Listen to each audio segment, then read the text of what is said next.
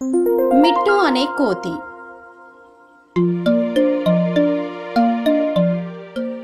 ఒకానొకప్పుడు ఒక అడవిలో మిట్టు అనే ఒక చిన్న కోతి నివసిస్తూ ఉండేది. మిట్టు వాళ్ళ అమ్మని బాగా ఇష్టపడేది. అందువల్ల మిట్టు ఇతర కోతులతో కలిసి ఎప్పుడూ ఆడేది కాదు. అందువల్ల ఇతర కోతులు ఎక్కువగా అమ్మ కూచి అని మిట్టుని ఆట పట్టిస్తూ ఉండేవి. అందుకు మిట్టు, అవును, నేను అమ్మ కూచిని, అయితే ఏంటి అని అనేది. ఒక పవిత్రమైన రోజు మిట్టు తల్లి ఒక గుడిలో ఒక రోజంతా ఉపవాసంతో ప్రార్థనలు చేస్తూ ఉంది. మిట్టు ఒక పెద్ద అడవి దగ్గరగా ఉన్న అరటి పండ్ల తోటలోకి తన స్నేహితులతో వెళ్ళింది. మిట్టు అరటి పళ్ళు చెట్లకి వేలాడడం చూసింది. తనలో తను ఆలోచించి, అమ్మ ఆకలితో ఉంది కదా, నేను ఈ అరటి పండ్లను ఆమెకు తీసుకెళ్తే ఆమె చాలా సంతోషిస్తుంది అనుకుంది. మిట్టు స్నేహితులందరూ ఆడుకుంటున్నారు. ఉపవాసమున్న తన తల్లికి అరటి పండ్లను తీసుకుపోవాలి అని అనుకుంది మిట్టు. మిట్టు ఒక మంచి అరటిపళ్ళ గెలను చూసింది. ఆ అరటిపళ్ళ గెలను చెట్టు నుంచి కోసి వాటిని మోసుకొని పోవాలని ప్రయత్నించింది.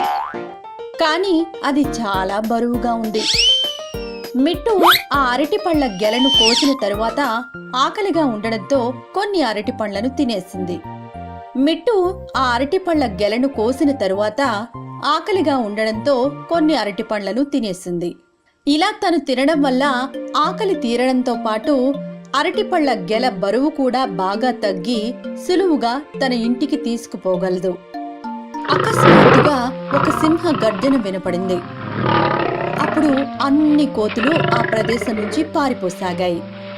అప్పుడు మిట్టు స్నేహితుడు, హే మిట్టు, ఆ అరటి పండ్లను వదిలేసేయ్, అది సింహం అరుపు, నువ్వు చాలా ప్రమాదంలో ఉన్నావు, పరిగెత్తు అంది.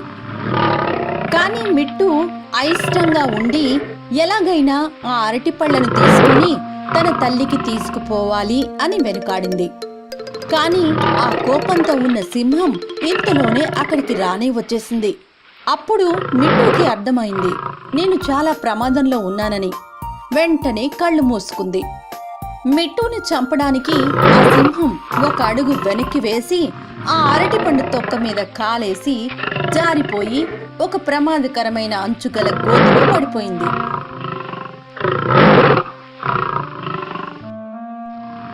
భయంతో కళ్ళు మూసుకున్న మిట్టు ఆ శబ్దం వినగానే కళ్ళు తెరిచి చూడగానే సింహం గోతిలో ఉంది. సంతోషంతో ప్రమాదం నుంచి బయటపడి ఆ అరటి పండ్లను తీసుకొని పోయి తన తల్లికిచ్చింది. అలా వాళ్ళిద్దరూ చాలా సంతోషంగా ఉన్నారు. మిట్టుకి తన మీద ఉన్న ప్రేమను చూసి ఆ తల్లి చాలా ఆనందంగా ఉంది. బలమైన సింహంతో వెర్రి ఒప్పందం. ఒక వేసవి కాలంలో అడవిలోని జంతువులకు ఆహారం దొరకటం చాలా కష్టముగా ఉంది.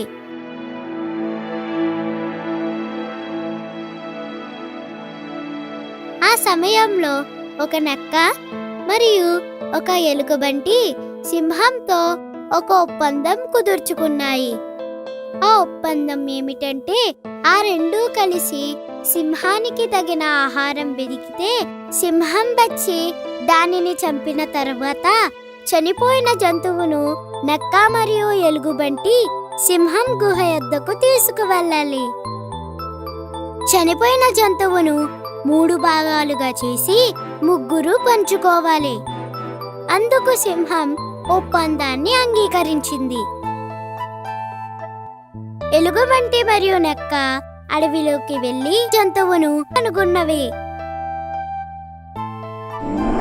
సింహం వెళ్లి జంతువును చంపి తన గుహ వద్దకు తిరిగి వెళ్ళింది. ఎలుగుబంటి మరియు నక్క చనిపోయిన మేకను సింహం గుహ వద్దకు తీసుకుని వచ్చాయి. సింహం నక్కతో చనిపోయే జంతువును 3 భాగాలుగా చేయమంది. నక్క సింహం చెప్పినట్టే చేసింది. మొదటి భాగం నాకే చెందుతుంది, ఎందుకంటే నేను ఈ అడవికి రాజుని. రెండవ భాగం నాకే చెందుతుంది, ఎందుకంటే దీనిని చంపడానికి నేనెంతో ప్రయాసపడ్డాను. మూడవ భాగం నాకే చెల్లుతుంది. ఎందుకంటే మీరిద్దరూ రాజు వద్దకు వచ్చినప్పుడు ఏదో ఒకటి రాజుకు సమర్పించాలి. ఇక మీరు వెళ్ళండి, వెళ్ళి మరొక జంతువును వెతకండి. ఎలుగుబంటి మరియు నక్క బయటకు వచ్చి సింహంతో ఇలాంటి ఒప్పందం కుదరదని తెలుసుకున్నాయి. అక్కడి నుండి అవి వెళ్ళిపోయి ఇక తిరిగి రాలేదు. నీతి: గొప్పవారితో ఒప్పందం ఎన్నటికీ కుదరదు. చీమ మరియు మిడత. ఎండాకాలంలో ఒక రోజున ఒక మిడత పాటలు పాడుతూ, నాట్యమాడుతూ, వైలిన్ వాయించుకుంటూ మనసారా ఆనందిస్తుంది. ఇంతలో ఒక చీమ కనిపించింది. బహుశా అది రాబోయే శీతాకాలం కోసం ఆహారం నిల్వ చేసుకోవడానికి ఎంతో శ్రమిస్తుంది. అయితే ఆ మిడత ఆ చీమను చూసి, ఎందుకు నువ్వింత కష్టపడుతున్నావు? నాతో కలిసి ఆనందించొచ్చు కదా. అప్పుడు చీమ, నేను శీతాకాలం కోసం ఆహారం సిద్ధపరచుకోవాలి. నీవు కూడా నాలాగే కష్టపడొచ్చు కదా అని మిడతతో అంది. అందుకు ఆ మిడత నవ్వుతూ ఇలా అంది, శీతాకాలం గురించి నీవేమి చింతపడవద్దు. ఎందుకంటే శీతాకాలం రావడానికి చాలా సమయం ఉంది. కానీ ఆ చీమ మాత్రం మిడత మాట వినకుండా కష్టపడుతూ ఆహారం సమకూర్చుకుంది. శీతాకాలం రానే వచ్చింది. మిడతకు తినటానికి ఆహారం లేక ఆకలితో చీమ ఇంటికి వెళ్ళింది. ఎంతో వినయముతో తినడానికి ఏదైనా పెట్టమని ఆ చీమను అడిగింది. అందుకు ఆ చీమ మిడతతో ఇలా అంది, వేసవి కాలంలో నేను చెప్పినట్లు నువ్వు కష్టపడి ఉంటే నీకు ఈ పరిస్థితి వచ్చేది కాదు కదా.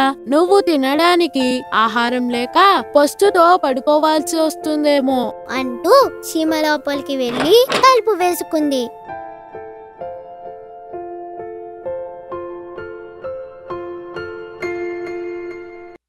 దాహముతో ఉన్న కాకి. ఒకరోజు ఎండాకాలంలో ఒక దాహముతో ఉన్న కాకి నీళ్లు వెతుకుతూ పొలాల మీదుగా ఎగురుతూ ఉంది. చాలాసేపు దానికి ఎక్కడా నీళ్లు కనపడలేదు. అది చాలా బలహీనమైపోయింది. చివరికి అది ఆశ వదులుకుంది. అకస్మాత్తుగా అది ఒక నీటి కూజాను క్రింద చూసింది. అది నేరుగా క్రిందికి ఎగురుకుంటూ వెళ్ళి దానిలో ఏమైనా నీళ్లు ఉన్నాయేమో అని చూసింది. అవును, అది నీటి కూజాలో కొద్దిగా నీళ్లు ఉండడం చూసింది. ఆ కాకి తన తలను ఆ కూజా లోపలికి పెట్టి చూసింది. ఆ నీటి కూజా మెడ సన్నగా ఉండటం వల్ల ఆ కాకి నీళ్లను అందుకోలేకపోయింది. తరువాత అది కూజాను క్రిందికి వంచడానికి ప్రయత్నించింది. ఆ కూజా చాలా బరువుగా ఉన్నందున దాని వల్ల కాలేదు. కాకి ఏమి చేయాలో తెలియక కొంతసేపు ఆలోచించింది. తన చుట్టూ చూసింది. దగ్గరలో కొన్ని గులకరాళ్ళు చూసింది. వెంటనే తనకి మంచి ఆలోచన తట్టింది. ఒక్కొక్క గులకరాయిని ఎత్తి ఆ నీటి కూజాలో వేయడం మొదలుపెట్టింది. గులకరాళ్లను వేసే కొద్దీ ఆ కూజాలోని నీళ్లు పైకి వస్తున్నాయి. కాకి నీళ్లు తాగగలిగినంత ఎత్తుకు ఆ నీరు చేరుకుంది. కాకి ఉపాయం పనిచేసింది. నీతి: మనం ఎంత కష్టపడితే అంత ప్రతిఫలం దొరుకుతుంది.